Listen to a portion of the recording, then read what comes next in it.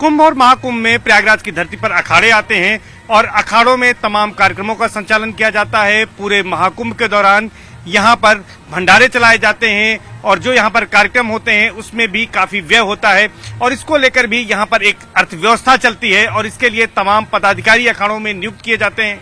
पंचश्री पंचायती अखाड़ा निरंजनी में किस तरह की व्यवस्था होती है, कौन कौन से पद होते हैं और किस तरह से यहाँ की अर्थव्यवस्था चलती है और ये पैसा कहाँ से आता है जिससे इतने बड़े भंडारे चलते हैं और तमाम जो इसका ऑडिट होता है वो सब कुछ कैसे होता है, बातचीत के लिए निरंजनी अखाड़े के सचिव श्री महंत रविंद्रपुरी जी हमारे साथ हैं जो कि अखिल भारतीय अखाड़ा परिषद के अध्यक्ष भी हैं। उनसे बातचीत करते हैं। महाराज जी प्रणाम करता हूं आपको। ये बताएं कि किस तरह से अखाड़ों की व्यवस्थाएं चलती हैं, जिस तरह से बड़ी बड़ी संस्थाएं चलती हैं, अखाड़े में तमाम साधु संत होते हैं और पूरे कुंभ के दौरान यहाँ पर 45 दिनों तक जब ये मेला चलता है तो इसमें भंडारे चलते हैं, तमाम खर्च होता है, इसका कैसे ये सब किया जाता है, कहाँ से आता है ये सब? न्यूज 18 को बहुत बहुत आशीर्वाद, साधुवाद। आपने देखा होगा हमारे यहाँ जो परंपरा है, हमारे यहाँ इसका नाम चेहरा मोहरा, जहाँ पे आप बैठे हुए हैं, यहाँ दो प्रधान होते हैं, वो गिरिपुरी से होते हैं। उनका कार्य है जितना भी हमारा खर्चा है, जो मेले का खर्चा है, उनका कार्य उसको कैसे पूरा किया जाए, कहाँ से लिया जाए, वो उनका काम होता है। और जो धन की आप बात करते हैं, धन हमारा अपना अखाड़े का होता है, हम चंदा नहीं लेते, हमने कभी किसी से डोनेशन आज तक नहीं ली है। जितने भी अखाड़े आपको मिलेंगे वो डोनेशन नहीं लेते हैं। हमारी परंपरा, हमारी अपनी जागीरी है, हमारी अपनी जमीन है, हमारी हजारों एकड़ जमीन है, वहाँ से खेती होती है, हमारे अपने फ्लैट है, वहाँ से किराया आता है, हमारे होटल है जो हमने लीज पे दिए हुए, वहाँ से हमें रेंट आता है, और हमारे कॉलेज आदि भी, विद्यालय भी है जहाँ से हमें पैसा आता है, मठ मंदिरों से पैसा आता है। आपने देखा होगा जो हमारी व्यवस्था है पूरे मेला क्षेत्र में, जहाँ जहाँ आपको हमारी शाखाएं मिलेंगी, कहीं आपको जो रिसेप्शन होता है वो नहीं मिलेगा, रिसेप्शन पे चंदा नहीं मिलेगा। आपने देखा होगा हमारे जितने भी अखाड़े हैं, हम हमेशा जनहित के लिए कार्य करते हैं और यहाँ सुबह से शाम तक जितने भी जो भी कोई श्रद्धालु यहाँ आता है सबके लिए भंडार खुला रहता है। और हमारी परंपरा है, हमारे यहाँ धन का भी दान होता है और अन्न का भी दान होता है, दोनों दान चलते रहते हैं। महाराज जी कौन कौन से प्रमुख पद होते हैं अखाड़े में जो कि ये पूरी व्यवस्था का संचालन करते हैं? देखिए हमारे अखाड़े में 8 श्री महंत होते हैं, वो 8 श्री महंत ही अखाड़े के मुखिया होते हैं। उन्हीं के संचालन में पूरे हिंदुस्तान में जितनी हमारी शाखाएं हैं उनका संचालन वही श्री 8 महंत करते हैं। अब हमारी परंपरा जो 8 श्री महंत है उसमें हमारे यहाँ 2 संप्रदाय है, गिरी नामा, पुरी नामा। और जब भी कोई हमारा कार्य होता है दोनों संप्रदाय के साइन होंगे, गिरी पुरी। अगर हमारा चेक जाता है चेक पे भी 2 के साइन होंगे, एक का साइन नहीं होगा। और जब 2 सचिवों का साइन होगा तो ये मान्य है कि ये पूरे अखाड़े की सहमति है। और जो पूरे अखाड़े की पावर अटॉर्नी है वो सचिव लोग होते हैं और जो श्री महंत है, श्री महंतों से ही सचिव नियुक्त किए जाते हैं। में कितने सचिव हैं निरंजनी की अगर बात करें तो? देखिए आप देखेंगे हमारे अखाड़े में 7 सचिव है जो पूरे हिंदुस्तान में काम करते हैं। प्रयागराज में है, हमारे हरिद्वार में है, हमारे गुजरात में है, बड़ोदरा में है और हमारे गुरु शिखर में है। 7 हमारे सचिव है और 8 हमारे श्री महंत है। और आप देखेंगे हमारी जो परंपरा है, जितने भी श्री महंत है, श्री महंतों के द्वारा ही सचिवों का चुनाव होता है। और जो श्री महंत होते हैं उनका हर 6 साल में चुनाव संतों के द्वारा होता है। जो भी हमारे सदस्य है, जो अखाड़े के मेंबर है, उनके द्वारा चुनाव होगा और वो चुनाव प्रयागराज में ही होता है। चाहे वो अर्धकुंभ का मेला हो या पूर्ण कुंभ का मेला हो, चुनाव हमारा प्रयागराज में ही होता है। हर 6 साल में हमारी जो गवर्निंग बॉडी है वो चेंज हो जाती है, नई गवर्निंग बॉडी आती है। अब उसमें देखा जाता है जैसे सचिव अच्छा काम करता है वो आगे चल के भी सचिव रहता है, ऐसी हमारी परंपरा है। महाराज जी और कौन कौन से पद होते हैं प्रमुख रूप से, जिसमें थानापति हैं, कोठार है, और इनके काम क्या क्या होते हैं, किस तरह से इनका डिवीजन किया जाता है, कितने साल के लिए बनाया जाता है इन्हें? देखिए जब हमारे पास पहले कोई व्यक्ति आता है, सर्वप्रथम उसको हम महापुरुष की संज्ञा देते हैं, महापुरुष कहते हैं, और उसको भगवा हम दे देते हैं, भैया भगवा पहनो आप महापुरुष हो गए, उसकी शिखा काटी जाती है। और जब हमें ये लग जाता है कि हमारा महापुरुष अब 10-12 साल से अखाड़े में है, अखाड़े के लिए इसकी श्रद्धा है, विश्वास है और अब ये कहीं घर वापस जाने वाला नहीं है, तब उसको हम दिगंबर की दीक्षा देते हैं, नागा सन्यासी की संज्ञा देते हैं। वो जो नागा सन्यासी है वही कुठारी होता है, वही पुजारी होता है, उसी को थानापति बनाया जाता है।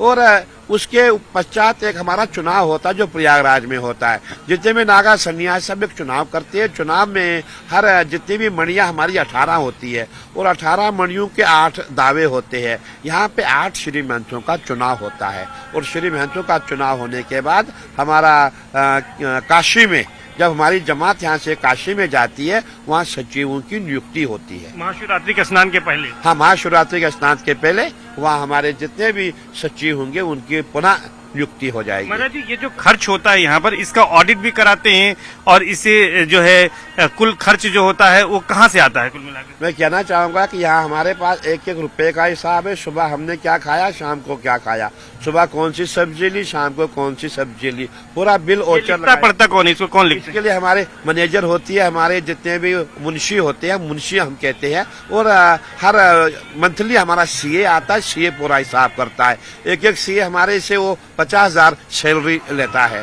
अच्छा, इनकम टैक्स भी फाइल करते हैं? बिल्कुल, पूरा इनकम टैक्स हमारा फाइल होता है और हम इनकम टैक्स भरते हैं। और कभी कभी हमें पेनल्टी का भी शिकार होना पड़ता है। अभी हम कहीं करोड़ों की पेनल्टी के शिकार हुई है, ऐसा भी होता है। क्या हुआ कि पेनल्टी देनी पड़ी अखाड़ों को भी? जैसे हमारे सीए होते हैं, सीए की जो गलती होती है वो हमारे ऊपर आ जाती है। एक हमारा सीए प्रयागराज का था, उसको हाउ टू रिसीव मैसेज वो नहीं आता था। जैसे वहां से आया कि मैसेज में आ गया, क्यों ना आपके ऊपर कार्रवाई की जाए, आपने जवाब ये नहीं दिया। उसने कोई मैसेज यहाँ से नहीं भेजा, दोबारा आया उसने नहीं भेजा और वो पेनल्टी हमारे ऊपर पड़ गई। हमारा कुछ पैसा था, अब हमारा ये होता कि पैसा आपका आया है, आपको इसने इतने साल में यूज क्यों नहीं किया। हमारा जमीन का पैसा था और हमें उसमें करोड़ों रुपए की हमें पेनल्टी पड़ जाती है। कई चीजें ऐसे जो हमारे साथ होती रहती है।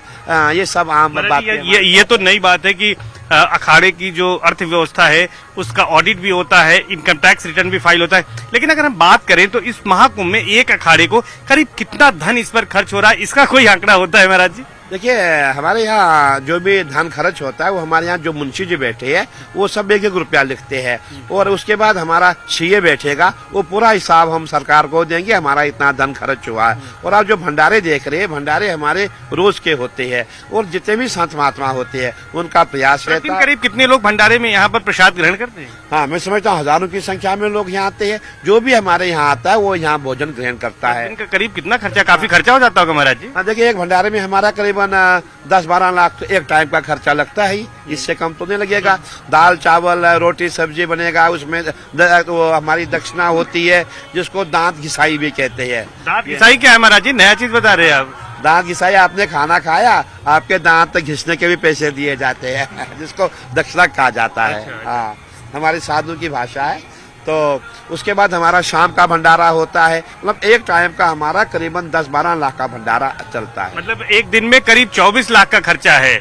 हाँ, देखिए, अभी आपने देखा होगा हमारे यहाँ सबसे बड़ी परंपरा है, जो भी हमारे यहाँ आएगा वो भोजन करके जाएगा, उसको दक्षिणा भी दी जाएगी। और जितने भी संत महात्मा होते हैं उनका प्रयास होता है कि जो भी उनके पास होता है वो पूरे जो प्रयागराज का कुंभ आता है इसमें वो पूरा खर्च करते हैं और यहाँ से 0 पे वो दोबारा अपना जीवन शुरू करेंगे। ये जितने भी संत है सबका ऐसा मानना है कि जो भी अभी तक हमारे पास है, जो हमें 2-3 साल में मिला है, वो प्रयागराज में खर्चा करना है और खर्चा करेंगे तभी हम पुण्य के भागी मिलेंगे। यही सभी संत यहाँ आकर करते हैं? बिल्कुल, जितने भी संत आप देखेंगे हमारे सभी संतों के भंडारे होते हैं। जो बड़ा नहीं कर पाता छोटा भंडारा करता है या 5-6 संत मिलकर एक बड़ा भंडारा करते हैं। मतलब ऐसे एक सिस्टम बना हुआ है और जो भी संत आता है वो कुछ यहाँ लेके आता है, यहाँ खर्चा करके ही जाता है। लेकिन अखाड़ों का ये सिस्टम नहीं है कि हम यहाँ आए थे हम कोई कमाई करें, नहीं, यहाँ कमाई नहीं है, यहाँ हमें खर्चा करना है। आपने देखा होगा जो पंडाल हमने बनाए हैं, कुछ तो सरकार ने दिए, कुछ हमने बनाए हैं। शौचालय कुछ सरकार ने दिए, कुछ हमने बनाए। यहाँ ये जो आप बैठे ये हमने स्वयं बनाया हुआ। ऐसे कई खर्चे होते हैं जो हमें करने पड़ते हैं। खुद अखाड़े उठाते हैं इसको? पूरे खर्चे जितने भी सब हम खुद उठाते हैं, अखाड़े उठाते हैं। और जो हमारी किराएदारी है, जो हमें पैसा मिलता है, जो भी हमारे होटल आदि जो हमने लीज पे दिए वहाँ से रेंट आता है, ये सब उसी से हमारा खर्चा चलता है। धन्यवाद। महाराज जी, ये महंत रवीन्द्रपुरी जी हैं जिनका साफ तौर पर कहना है कि अखाड़े की भी अपनी एक अर्थव्यवस्था होती है, इनकम टैक्स फाइल किया जाता है, रिटर्न फाइल किया जाता है, और इसके साथ ही साथ ये खर्च कहां से आता है इसके बारे में उन्होंने बताया कि अखाड़े की अपनी संपत्ति होती है, अपनी जमीनें होती हैं, अपने तमाम जो संस्थान है जहां से किराया भी आता है, खेती से पैसा आता है, और जो संत यहाँ पर आते हैं न केवल गृहस्थ बल्कि अखाड़े के जो संत आते हैं वो भी यहाँ पर दान पुण्य करने आते हैं। और अगर निरंजनी अखाड़े की अकेले बात करें तो यहाँ पर प्रतिदिन करीब 24 से 25 लाख रुपए खर्चा होता है जो भंडार पर और दक्षिणा में खर्च होता है। एक बात नहीं बताई है महाराज जी ने कि यहाँ पर दक्षिणा जो दी जाती है अखाड़े में उसको दांत घिसाई भी कहते हैं, तो यानी कि यहाँ दक्षिणा और यहाँ पर भोजन होता है, प्रसाद जिसे कह सकते हैं, तो प्रतिदिन यहाँ पर करीब 25 लाख रुपए का खर्चा है। तो आप समझ सकते हैं कि 30 दिन में यहाँ पर करोड़ों रुपए सिर्फ अखाड़े की ओर से खर्च किए जाते हैं और उसका पूरा ऑडिट होता है, और उस ऑडिट के बाद यहाँ पर इनकम टैक्स भी फाइल करते हैं अखाड़े, और पूरी अर्थव्यवस्था जो है अखाड़े की वो यहाँ के महंत, श्री महंत और सचिव जो है संभालते हैं, और मेला अध्यक्ष भी होते हैं। तमाम पद इसी तरह से होते हैं जिस तरह किसी दूसरी संस्था में पद बनाए जाते हैं। कैमरा पर्सन हरीश साथ सर्वेश दुबे, न्यूज 18 प्रयागराज।